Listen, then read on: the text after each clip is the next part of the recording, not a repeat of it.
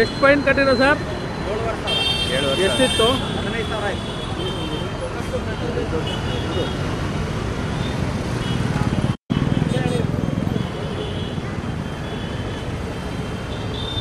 Total 7,500 ಕಟ್ಟಿದ್ರಾ?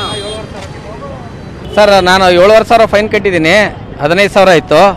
ಇದು ಇನ್ನೊಂದು ಸ್ವಲ್ಪ ದಿವಸ ಎಕ್ಸ್ಟೆನ್ಷನ್ ಆದರೆ ಡೇಟು ಉಳುಕಿದ್ರೆ ಕಟ್ಲಿಕ್ಕೆ ಅನುಕೂಲ ಆಗುತ್ತೆ. ಸ್ವಲ್ಪ ಜಾಸ್ತಿ ಟೈಮ್ ಕೊಡಬೇಕು ಅಂತಂದೇಳಿ ಮನವಿ ಮಾಡ್ಕೊಂತೀವಿ.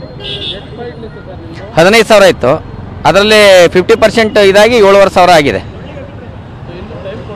ಇನ್ನೊಂದು ಸ್ವಲ್ಪ ಕೊಟ್ಟರೆ ಜನಗಳಿಗೆ ಇನ್ನೂ ಭಾಳ ಜನ ಇದ್ದಾರೆ, ಕೊಟ್ಟರೆ ಭಾಳ ಅನುಕೂಲ ಆಗುತ್ತೆ.